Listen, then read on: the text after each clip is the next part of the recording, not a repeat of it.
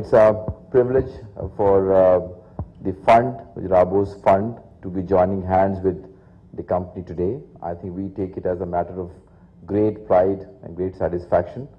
We've been looking for a very nice seeds company to invest into, and fortunately we find one which certainly I'm sure you would be impressed with the presentation which Ravi just made, that I guess we've had the right target.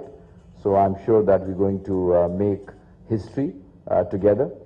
I would like to introduce to you a little bit the fund, and before that the Rabobank itself.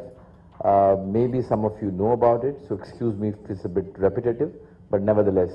Rabo is a Dutch bank, the largest Dutch bank. It's a cooperative bank of the Netherlands, which is, we started about 112 years ago by the farmers of Holland, and gradually the other rural people joined in.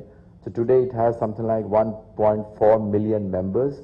There is no shareholder, they're all members.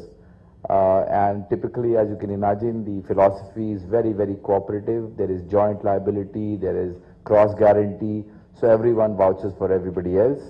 It's a very much something like what you see in India as the state cooperative banking structure.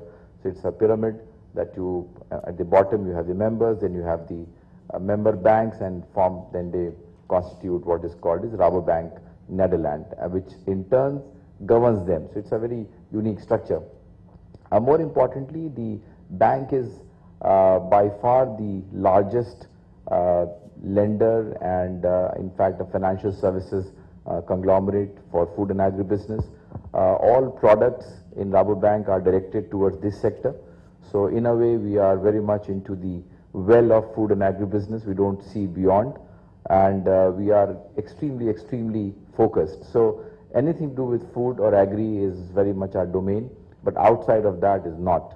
And this is something which is a very hard diktat from the Rabobank parent, that we have to focus on only food and agri. As a bank, it's been a very successful bank. So it's about $1.2 trillion balance sheet now, the 15th largest bank obviously, but more importantly it's also the highest rated bank in the world. So which is surprising because if you look at agriculture in India, typically it is considered to be loaded with risks, whether it is weather or crop or climate or whatever, or policy. But at the same time, bank overall has been making money, it's been retaining its rating.